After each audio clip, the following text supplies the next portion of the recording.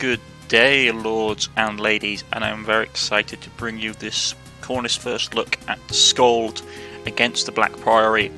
A very impressive game in development by a one-man Norwegian dev team called Skald. It's heavily inspired, and it does really remind me of the Ultima and Golden Box series of RPG games, classic RPG games from the early and late 80s. Even the music is familiar to that kind of genre. This is a really good game. It's coming to early access, I believe around the 10th of August.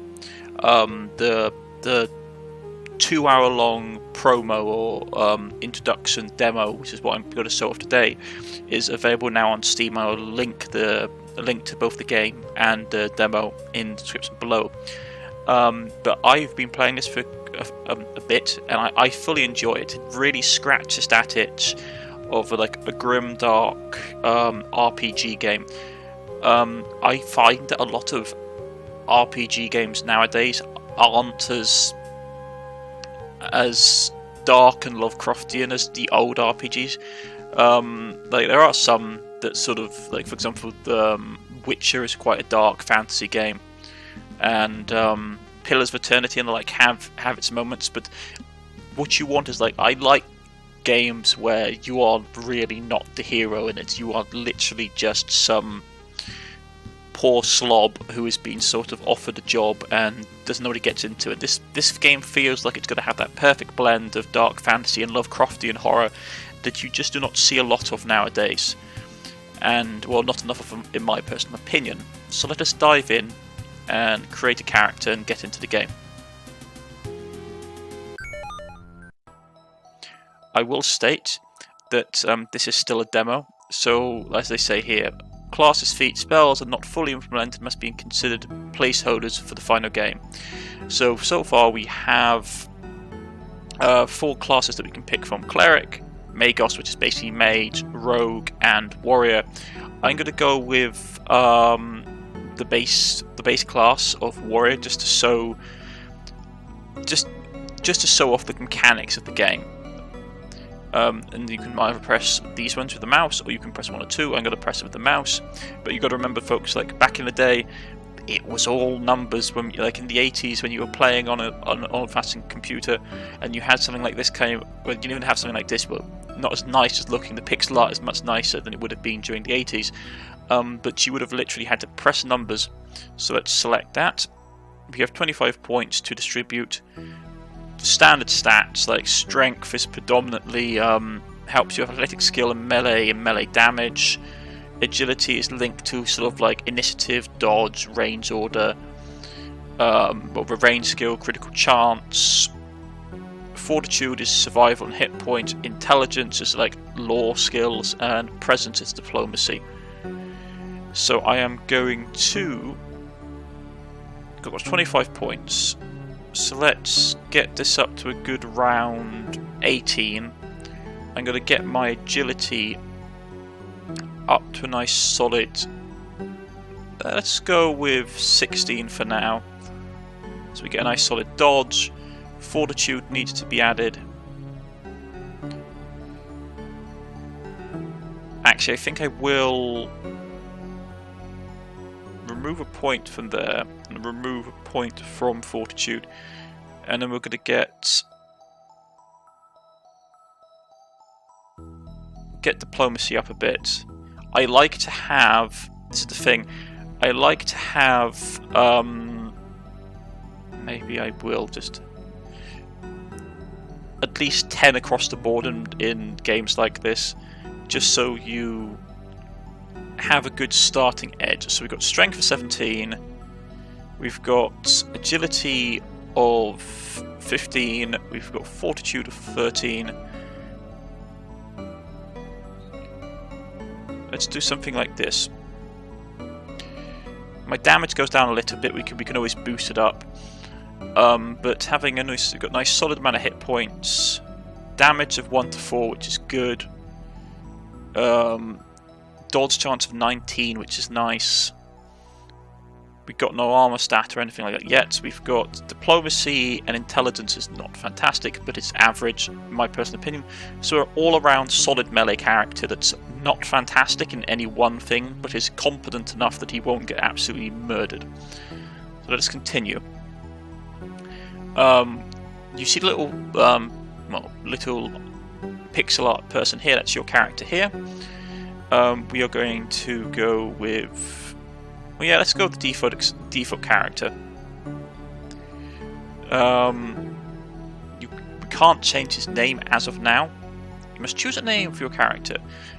We can't do that. That's always going to be Andros. Is going to be the starting name for the demo. We are going to venture forth. You can change his appearance, I do believe. But for now, he's going to keep it with the standard default. On the dark, raging seas of the Outer Isles, a lone caravel, which is like basically just think of like a merchant vessel. It's a kind of medieval ship type. Struggles against the winds and waves. The moan of creaking timbers and a tang of preserved fish, your eyes slowly adjust to the darkness of a dimly lit ship's hold. Continue. Suddenly something strikes the hull of the ship, rocks it violently. Your heart begins pounding as you feel an unease growing within your stomach. Rise, well rested and ready to go. Get up, mouth dry and head pounding. Rouse yourself from deep meditation. Which one do we want to do? Let's go with... Yeah, let's go with rouse yourself from deep meditation. You get to your feet and become aware of aggravated voices shouting up on the deck. Something is not right. You should make your way to the top and get a bearing on the situation. Be on your way. And as you can see here, this is the world. In the black points is where we can't see, our vision can't see. Where this dark blue shading is where the area of light, because there is a light has an actual area in this and it has an impact. This is the limit to the light range if we are in the hold. Something continues to hit the ship. Sturdy looking chest, let us open it.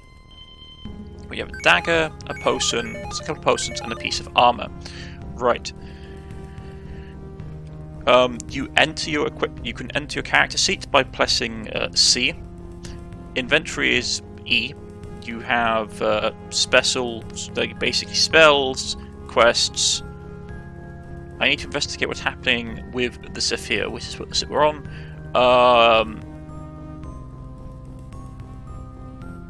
Basically factions and the world map, and there we are. So let us get our equipment open. We've got a piece of armour here. Leather armour is made out of a multitude of overlapping pieces of leather, boiled to increase the natural toughness, and then deliberately stitched together. So it's a type of armour.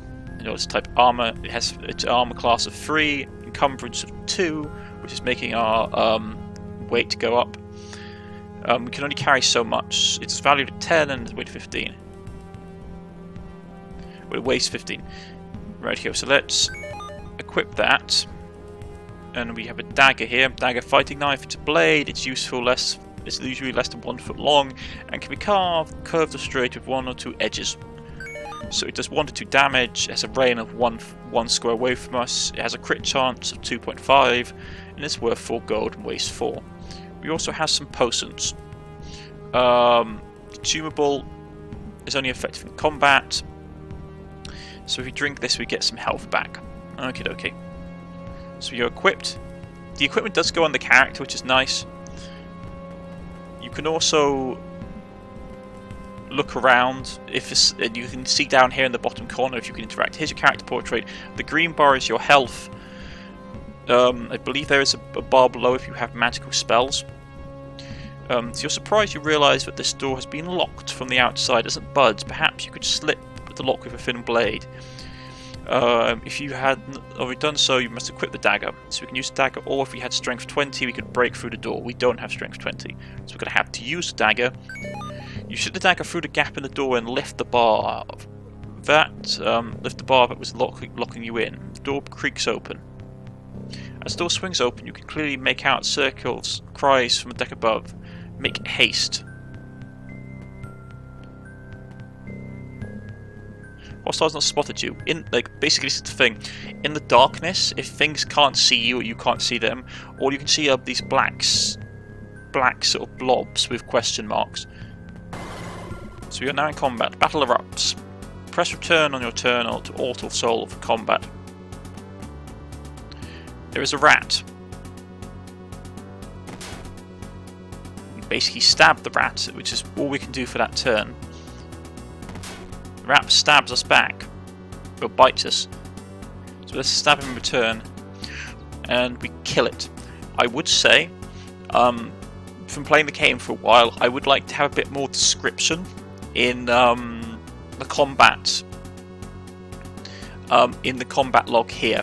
If it was just me, it's a bit more like dialogue rather than an Andrew hits and deals 4 damages. Andrew swings at the rat with his dagger and slashes it for 4 damage. Just a bit more descriptive. That's one of the only few things that I would say I would like to have. So we have 3 moves remaining. I am going to move into the light, so we are in a bit brighter, and we're going to basically then press the defend button down here. As you can see down here, we have a number of options. We can attack, we can cast spells, we can use feats if we had any, we can net target and next target, we can defend, we can go to our inventory if we wish to and use an item, if we had any that was available, which were basically potions. Or we could go to the combat log, which shows the blow-by-blow breakdown of the rounds. But for now, let's just defend, which gives us a bonus to our defense. So let's stab for 63% chance to hit. And we do 2 damage, which the rat has no natural armor, so it basically absorbs. And bites us back. We're okay. Let's just check the combat log. Scores a glancing hit and Andrew deals 0 damage. Our armor absorbs it. Excellent. So we haven't taken any damage there, so let's do that. We stab the rat and finish it off. Let's loot all the bodies. We recovered 2 rat tails and some experience. Let us light the torch down here. Get a bit more light. Right. The light is on, we can't see anything. But let's go up on the ladder. You emerge onto the ship's lower deck as your eyes adjust to the darkness and become aware of the hulking figure standing in the shadows. Andros, there you are, at last, the growls a rough voice. Who's there? Show yourself. We could say, who's there? Show yourself. Freeze and listen carefully. Lunge at the figure. Let's go. Who's there? Show yourself. It's Roland. Where the tide have you been? Why are you skulking around below decks planning our landing? Why? Mind your own fucking business. What's going on? Like, below decks planning our landing. Why, you say? The island's in sight, but the damned guilders refuse to land. They want us to turn back. If we turn back, we'll lose our shot at the girl. Did they say why? Let's go. Did they say why? Only superstitious builds. They claim they saw something in the water. Either way, our boys are about to show them some very real steel. If we can't land, we lose our shot at the girl. You say, and no one gets paid. Listen here. I know our boys. Our boys better than most. We hired them to go to Idra and kill. If we don't pay them, things will go bad quickly. But the sailors are bloody terrified. They claim something is hunting us. Let's go, for the good it will do. Wait, there's a few sailors up ahead, rattle as a pair of rabbits. We're not here to make friends, if that's what you suggest. Is there a way past them, you say? There are 2 doors ahead. Take the left and we should be able to sneak past them without any trouble. Famous last words. Roland, you and Roland begin making your way towards the commotion on the deck. Press Q or press the character portrait to swap the party leader.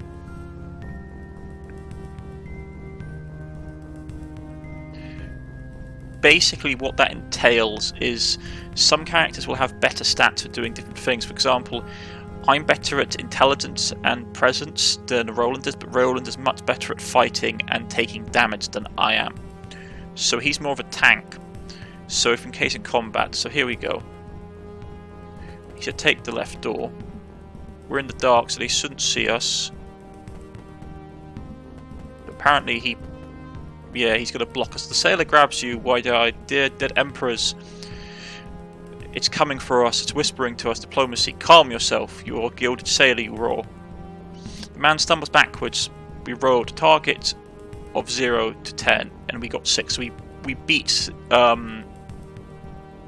attribute 0 to 11, and we rolled an 8. Target 0 to 10, and basically equals a 6. So we basically built the test. We beat the test. It was a wide-range test. A 52% chance of succeeding. The man stumbles backwards, seemingly socked back from their momentary lapse of reason by your words. His and his comrades turn and run up to the main deck and the source of the commotion. We gain 50 XP. I was trying to get a chest. There's a treasure chest here that I would like to get hold of, which has a sword and some spirits. Consume this will steal your resolve and store lost resolve, which is morale. I think it's either resolve. I will say that there are some bits that I do not know about. Here we go, resolve. Character's morale, losing resolve may cause a character to panic, flee, or desert. So basically that's what the alcohol is for, is to get your morale up. We also have fullness as well, describing how well fed a character is. Fullness decreases over time. A character with 0 fullness will not be able to recover in camp. So basically there is food and stuff that you have to eat. Right, let's get my inventory open. We're going to get... Oh, sorry, that's Roland's sword. My apologies. When you switch over character, the stuff in green is what you have highlighted. Come on. There we go. It's a bit fiddly sometimes, but it works. So now we do 1 to 10 damage. If we can actually manage to hit them. So, let us go. And also, just because I like doing it, I like the lighting effects in this game. Ooh, there's also something back there. I didn't see that. There's another chest. And there's some rations. Excellent. So we have enough food. Let's go. Up onto the deck.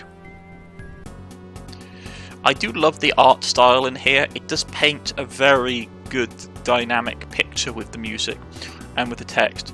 You emerge onto the deck and you see 2 groups of men facing each other with weapons drawn. The ship shakes violently in the grip of a storm as lightning tears across the sky. Amidst the din of the storm and their frantic arguments, you bellow for the attention of the assembled crewmen and mercenaries.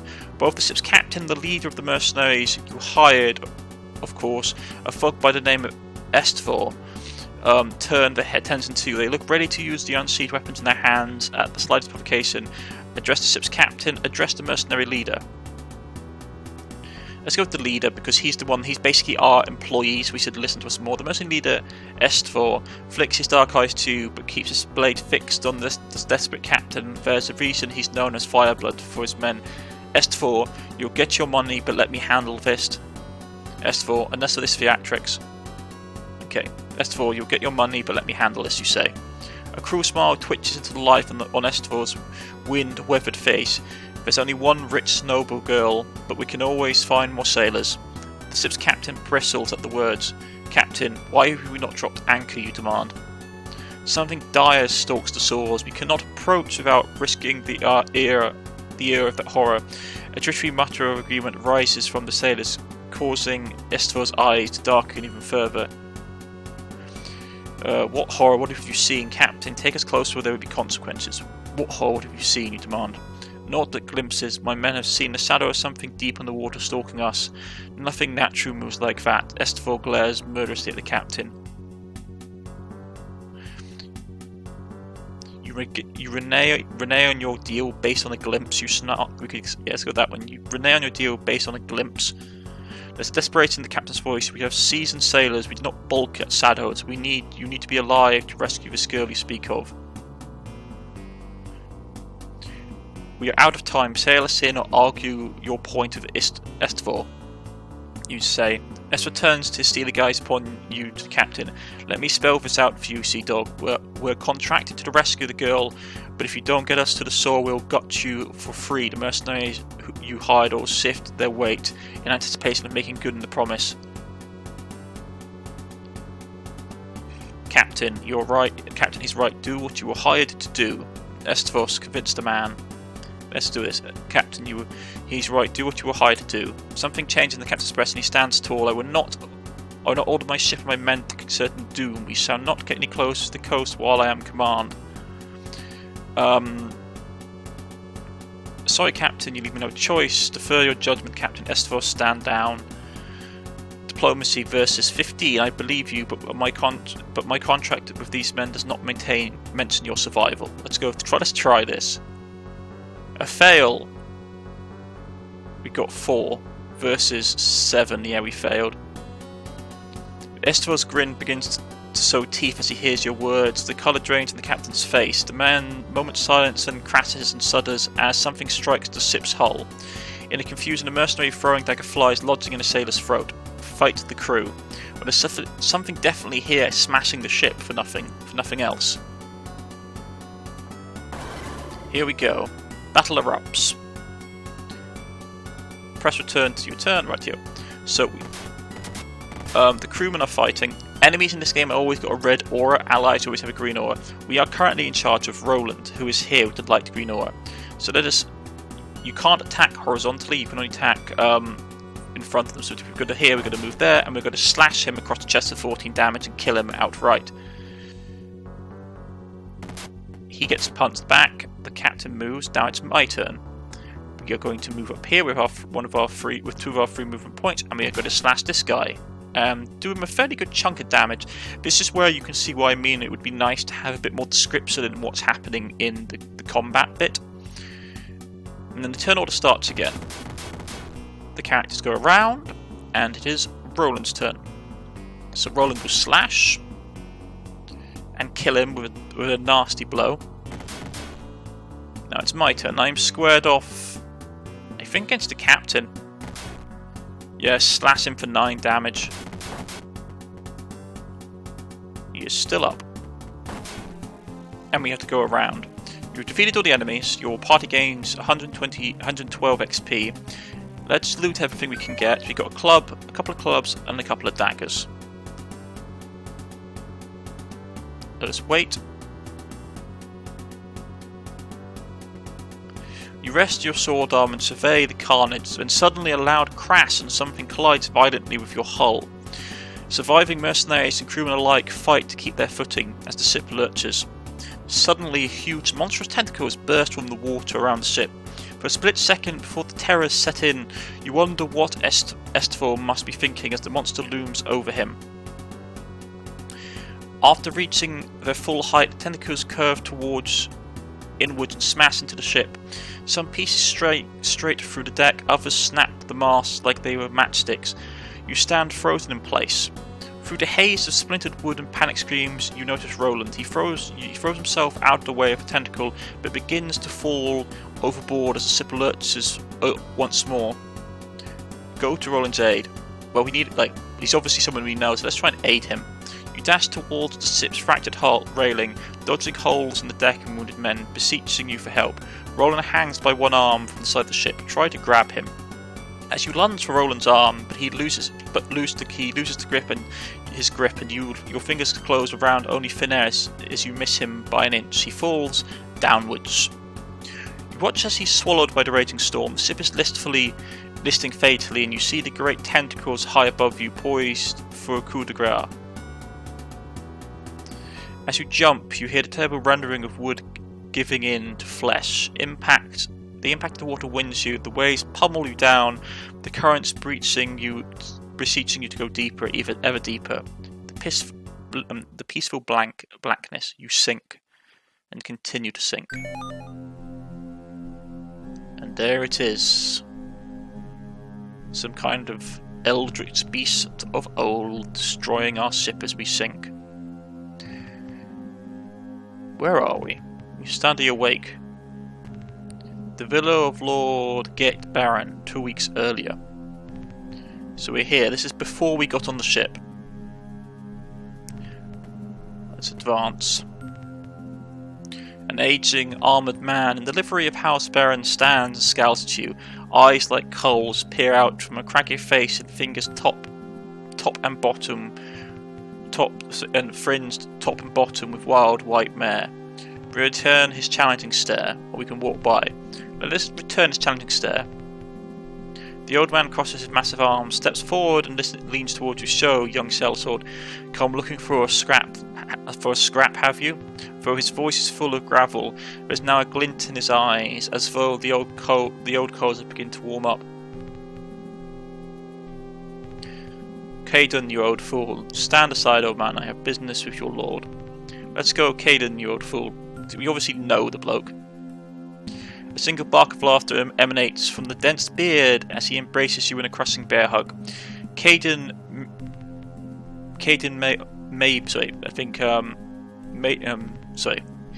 there's missing a B here. Caden may be older and greyer, but from the force of his hug, you don't reckon you'd have any more chance beating him now than you did as a 12-year-old. Go easy, you old bear. It's good to see some things haven't changed. Let's go. It's good to see some things haven't changed. Caden steps back and allows you to rebreathe again before grabbing you by the shoulder. We've heard about your father's passing, truly. He sits with the golden dead now. Tell me, how did he die? This is the thing. I know some of having played for this game before, I know some of the backstory stuff that you find out, which colours your this kind of stuff. So, but I won't spoil anything. Let's not dwell on old wounds. Do you know why I'm here? Let's go with that one. Master Cato will chew your ear plenty when you see him, Andros. Lyra, the new Master at Arms, awaits you by the main entrance. She'll escort you, and don't ask her not to. If you think I have a temper, the joke fails to hide the note of anxiety in his grizzled house guard's voice. Let's try and do diplomacy. Fail! Aptitude 11, we didn't roll high enough. It's less than target of 15. I won't betray my master's confidence by saying more. Best see to himself. The man offers you a smile, but it fails to iron out the concerned creases around his eyes. Very well, I will go look for the Master at Arms. If you want to explore for old time's sake, take this lantern. Cato will wait, and we don't want you getting lost in the hedge maze again. The man laughs heartily and hands you a small brass lantern. Activate or deactivate lanterns by pressing T. Whatever may come to pass, it did this old warrior bow. Good to see you again, boy. The old man slaps you on the shoulder in parting, almost knocking you off your feet. So if you press T, you can see it pops out there, which is very nice. And we can light a little pathway around ourselves. Let us go and have a look. You stand before the gate to the hedge maze. It stirs old feelings of both dread and elation. The sounds, smells of the estate grounds, as they were long ago, call to you from distant memories. You feel you could easily plunge into their depths. Let yourself go and remember. Which daydream is it this time? Are you vigilantly defending me against rebels again? Embella throws a pine cone at you, snapping you from your reverie. She's a 10-year-old and a year your senior. Let's play hide and go seek in the maze. I'll hide. You faintly hear someone yell her name from the distance. Better run, Starchild. Only my mother ever called me that, Embel says, frowning. Where did you hear it from? Before you can reply, she flings another pine cone at you and before darts off into the maze. Give chase. You hear a man's voice yelling Embela's name again, much closer now. Either way, she's lost to you in the winding passages of the hedge maze. The memory tugs at you, urging you into the centre of the maze.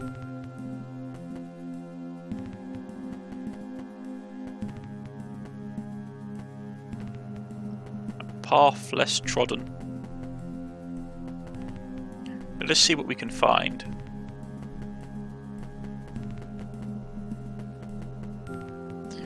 Let's see if... And here we go, at the centre of the maze.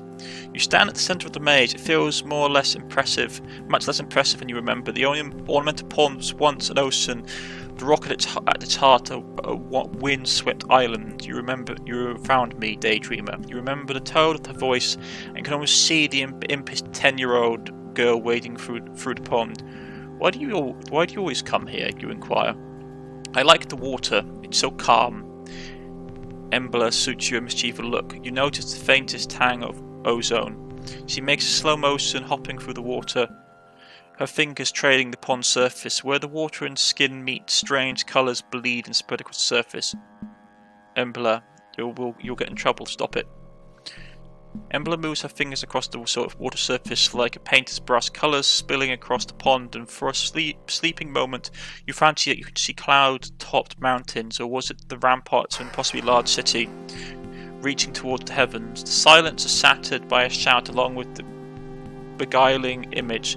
Mrs. Embla, the master requires you in the house immediately. That's your father. Something's wrong.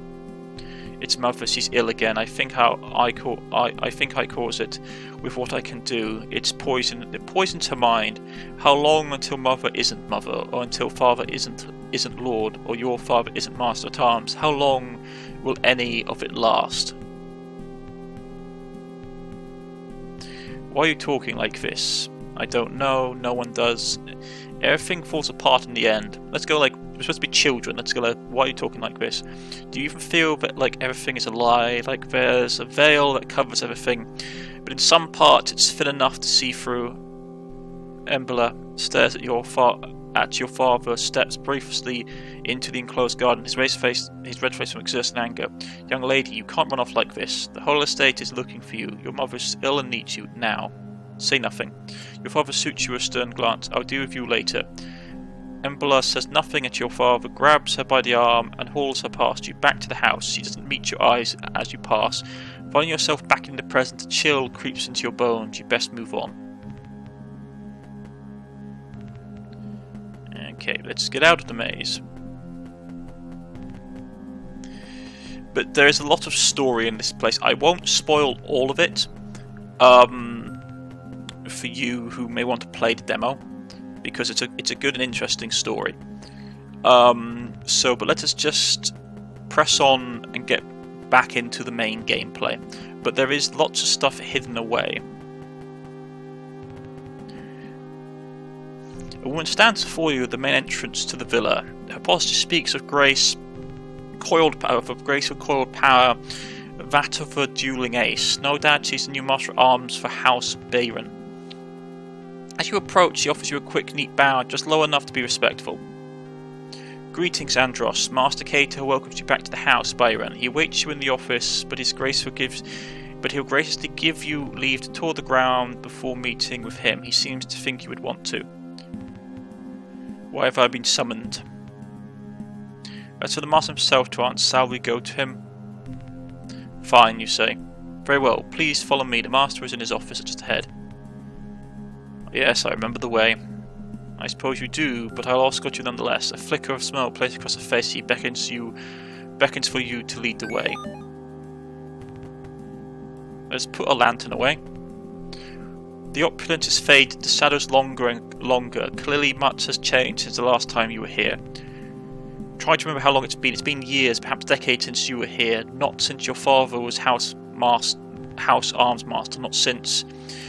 You must have your wits about you, and perhaps now is not the time to dwell on painful memories. Not since your father's fall from grace. You were not more than a 12 when you were driven from the household. Hard were the years that followed. Mercenary life is bloody and unforgiving. Those years stole your childhood, and eventually they took your father too. But your father always insisted to his dying breath that his failure had been his own, that he had gotten the fate he deserved. Memories are painful nonetheless. Let us keep going. The flanking doorway are two marble statues. Craftsmanship is stunning, but the silent woman depicted fills you with sadness. Examine them. One of them you recognise immediately. Valera Bayron, the mistress of the house. You remember her as a grey ghost, absent and unwell. The other statue depicts the girl you once knew so well, Embla Bayron, daughter of the house and the woman grown, strong and clear-eyed. Her likeness has none of her mother's cowed timidness. How is the mistress these days? The mistress is vacationing in the countryside, Lyra answers curtly. Yeah, because that suggests when someone says someone is vacationing, it normally means that they've been sort of sent away out of private eye, like public eye, to be put away in private. And what of Embla? Lyra's eyes flicker ever so slightly. We should hasten to Master Byron. He's long been impatient to see you. Be on your way. So here we go. Silence of the veil. The silence of the villa is oppressive. Cato Byron sits tall in a tasteful but modest reception room. He looks less imposing, you remember, and with a few more crow's feet. Nonetheless, he's lost none of his composure or air of casual authority. You take a seat across from a formidable desk from him. This study, like the rest of the villa, is half lit, giving a morose cast to the opulence. The old man's face creases into a tired but genuine smile, which immediately lifts some of the room's oppressive mood. I will say this game is titling itself to be like grim, dark fantasy, so don't expect sort of happy outcomes.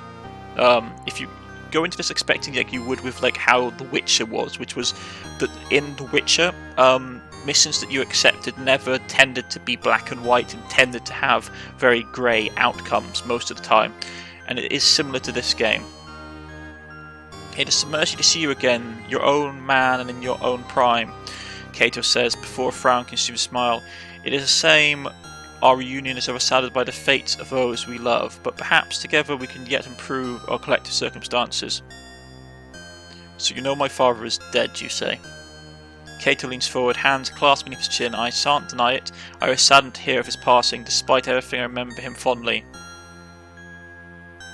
You drove him to drink and mercenary work, you said.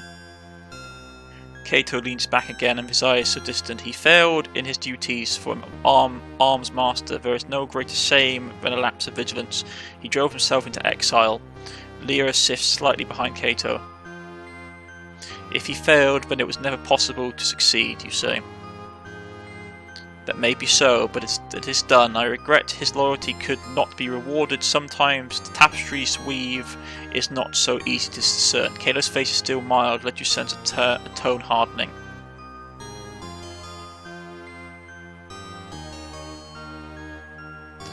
Tell me why I'm here, you snap. Embla is missing. Cato's voice quivers momentarily, betraying his stoic features. Now I beg of you, Andros, help me find my daughter, help her return home, where she belongs. Why me? Is it not obvious? You are clearly grown to inherit your father's resourcefulness, and besides, Embla has trusted you since before either of you could speak.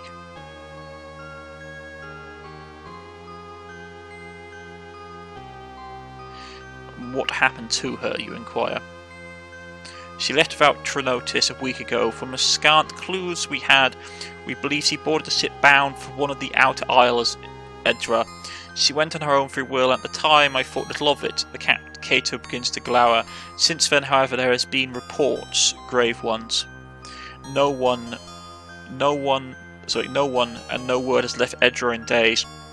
Rumour has it even the Imperial Argos are in the dark. I know not how this touches the fate of my daughter, but she must be returned to me in one way or the other. Any idea why she left? Something has been building in her for years, an attitude of sorts, but I suspect you already knew. In any case, it's grown more stronger lately and drives her in ways I cannot understand. I suspect she is looking for answers. But why Idra, you say? Why indeed, the little on the island save a port of Hayron. If Idra was her destination, she must have landed there. Hayron? Yes, an old imperial port and home to a few hundred whalers, traders and the occasional smuggler. We can only speculate as to what drew her here there, but it's our only lead. You mention her aptitude. An attitude of the worst kind. It does not spring from conical imperial proxies, instead it comes from elsewhere. It is the kind the Empire did not suffer to exist. Aptitude. I hope it's the only answer that she seeks. I see. What can I do? Hire mercenaries, travel to Idra, and begin your search in the port of Hayron. From here I trust you to do what needs to be done, spare no cost, and just bring back my daughter. Mercenaries, you raise an eyebrow. Yes, if nothing else, the port will be dangerous enough. I recommend you begin by seeking out Roland Greyeye, a crude but effective sellsword that I've made good use of before. Roland Greyeye? I work alone, let's go with Roland Greyeye. The man is a grizzled veteran. He may be slowed with age, but his experience and reliability more than make up for it. He is also much respected by similar men, and so will be instrumental in hiring a reliable crew. I will take it under consideration. Cato shows you his upturned palms, beseeching, I know this thing I ask of you is fraught with danger, but it is your chance to improve your fortune materially and in honour. What do you say, you? I accept for Embla's sake. Very well, for my family's name. I'll do it for the gold. What makes you think I care? Let's go with, since he basically drove us out of the house. Let's go with, but he is our childhood friend, let's accept for Embla's sake. Cato smiles softly, visibly relieved, and for a moment he looks like the man you remember. Have you any final questions or matters to discuss? Time is, as I have saw you appreciate, of the essence. Let's get on with it then. Cato stands with poorly concealed effort, and Andros he stands and meets his gaze. Return her to me, there is no other outcome to this affair. Remain silent and leave. You are woken by a cacophony cries of gulls circling you. Your body is a mass of pain and exhaustion, covered in 1,000 cuts and scrapes. Slowly you drag yourself from the cold water onto a relative safety of a solid rock. Moments or hours pass as you lay still, trying desperately to will some warmth back into your body. Finally you manage to force your eyes open, but by some miracle you are not only alive, but have filled yourself on the shore of the cursed isle, the island of Idra. Strewn around you is the wreckage of the Zephyr. You see no other survivors. Nonetheless, a goal ahead of you is clear. You must venture to rescue your childhood friend from whatever fate has befallen her, for unless you can find equipment and companions, soon you may have cheated death in vain. And this is the world map, folks. You can use AWSD keys to move about. Sandy dunes line part of Idra coastline, say a few odd pieces of useless debris that stretch out of rotting seaweed and dunes. So there's some kind of ship, I take that as a shipwreck and as a lighthouse. Let's go down here. There is also like a day-night cycle. Broken bodies and debris line the rocky shore of Idra. In the distance you can see the remains of Zephyr's hull. So what have we got for our equipment? A club, which is a bit of wood and some clothing, and no money. Even though we've got a pile of gold, we have no money. I think if that's the case, they should probably turn the gold in like a money bag rather than having it as like a pile of gold. Just have it as like a money bag and have no gold inside it. Right. Well, that's just me. Let us push up. The stench of rotting flesh fills the nostrils. Ahead of you, grotesquely misshapen crustacean horrors horribly feast on the corpses of dead crew members of the Sphere. So this is day 2. It is 5:52, I believe, in the morning, and this is the tile with numbers we are on. Maybe they have something we can scavenge. Battle erupts. Ooh, this is going to suck. We haven't got a lot of damage potential, and this thing's hit hard. Let's keep punching at it. Ooh, we got a crit hit. Didn't do much damage though, these things are very heavily armoured. You've defeated the creature and got 90 XP. Let us loot it. As you can see here, we have taken, if you go to a character, that's our total XP, total hit points and current HP. When you take damage, your total HP, starting HP after each fight goes down. There's a crate here. Let's go around and see if there's something in it. Let's open it. There is nothing. That is unfortunate. Well, let's explore this area. There seems to be... Those crabs were hard. I may need a better weapon. You can hide in like tall grass and bushes and stuff to give yourself better, hidden, stealth from enemies. Let's have a look around. There seems to be a path here.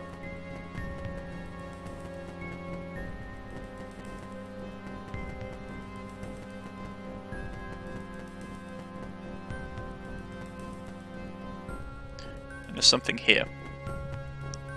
What is it? A small group of exhausted figures sit huddled around a small campfire. You recognise them immediately as a small group of survivors from the Zephyr.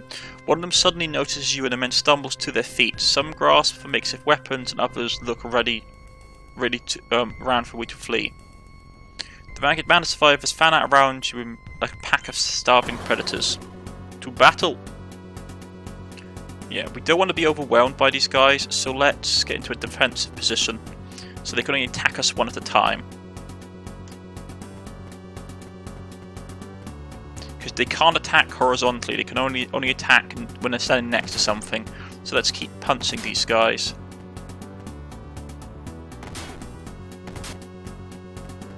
Fortunately, they're not armed with particularly good equipment, and we do a nice chunk of damage.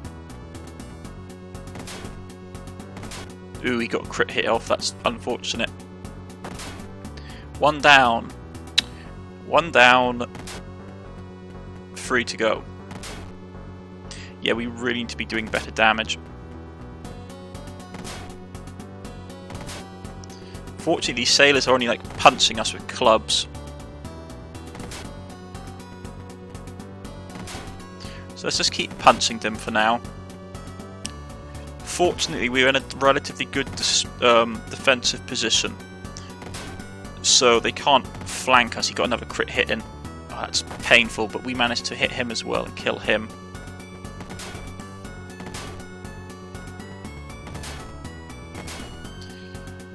We do have healing, but we did have healing potions. We are taking a fair good pounding. But we should be able to, if we're lucky, beat these guys down. They don't seem to be hitting us very well. And we crit hit and took him out. Deals extra damage. This guy moves up. Let's continue. Just punching away at this guy. We managed to finally beat the last guy down. Just like bludgeon him to death with our better little club. We collect what we have. When we have leveled up, we are level 2. We get plus 8 HP and plus 10 basically feat points that you spend. So let's get our base damage up to start with. So that's gone up. So now we have strength 20, which means we do a bit more oomph with our punches, which is nice. You can see what feats you have here. We have Charger, double bonus for charging, we have Expert Slashing, and we have increased strength. So we basically doubles the bonus for charging when we on the attack when we move up something and hits them with the sword. But we have taken out the enemies. Let's check our equipment. We have a club and a bit of chitin from a shell of the crab, the monstrous crab. So let's look around. It'd be nice if we could like have descriptions on these things. Maybe they're going to add them. They just haven't added them yet into the game. I find games like this do work really well with the more sort of like descriptive wording you can get. Let's go inside, and as you can see here, no light, and our light is limited.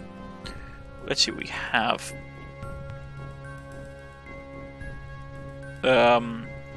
There's a mining pick. We can probably use it as a weapon.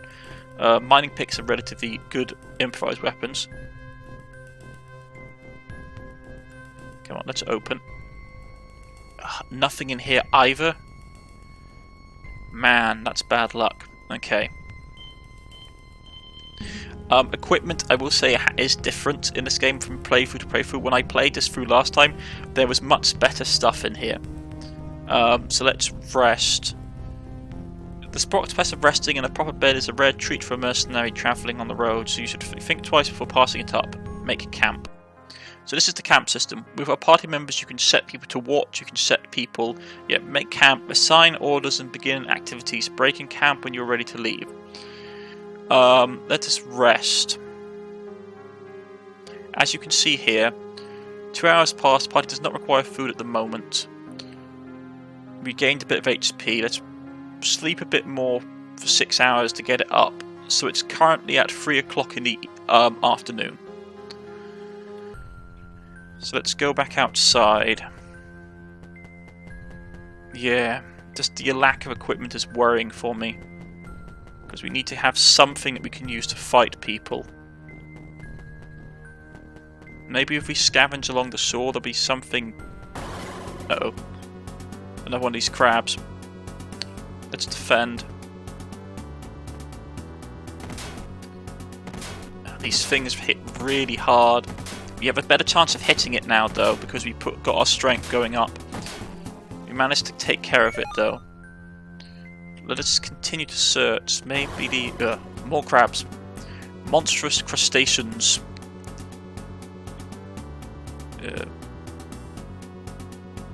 Even adventure tool probably is not going to be great. It's a shame. It would be nice if it was something that we could have used as a weapon. I know it says it can be, but I have my doubts. Okay. It's a box. Let's open the crate. Dagger.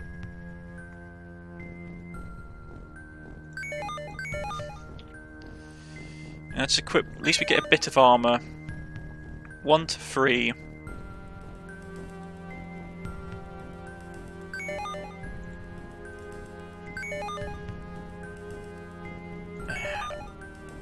Let's just get that as our weapon, something like that. Well, there we go. We got something out at least. It's not great, but it's better than what we had. And there was nothing in here? No, okay, yeah. So, I can say quite clearly now that equipment is randomised in these chests. It's not always the same. We have a strange... a grim monolith rises from the rugged landscape, ancient and weathered.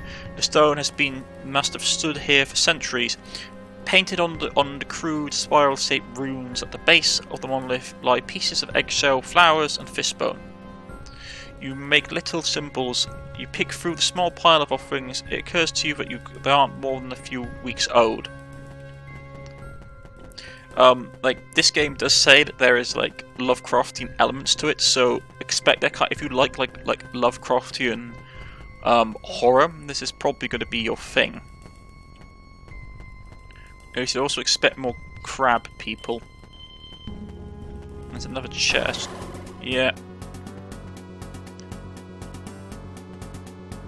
Let's see if we can survive this combat. I'm trying to bait them out so they don't all swarm me at once. Yeah, let's go. I got a dagger, but I don't know how good it's going to be. We may have to flee. Well, we crit struck that one. They got us flanked. We need to... Oh, yeah, okay, let's just stab these things. We may lose.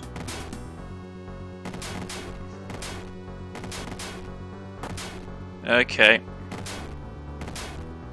Yeah, they killed us. You have died. You must reload to a previous save or restart the game. The game to difficulty, you can set difficulty in options gameplay.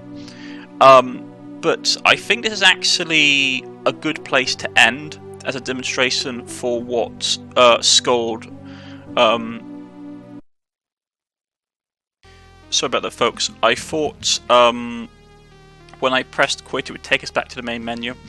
Instead it basically kicked us out of the game and crashed the recording. That should also probably be something that they look at. They should have like quit the desktop and quit to main menu as something that pops up there, just in case. It's just I know it's just a quality of life thing, but it's something that is useful to have.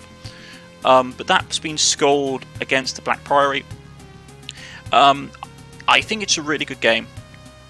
I wish I'd been able to show off more of the combat, but you got a general feel of it. Like, I just love the tone and the lore. There's so much I haven't gone into because I didn't want to spoil the demo for you, the viewers.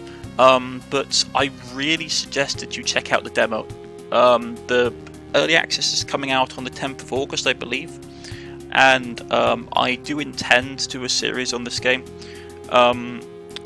It is something that I think holds a lot of opportunities to be a real classic of the modern day RPG genre, and I suggest that you all keep an eye on it. I've been Cornish-knight, this has been Skald against Black Priory, and I shall see you all again next time. Goodbye.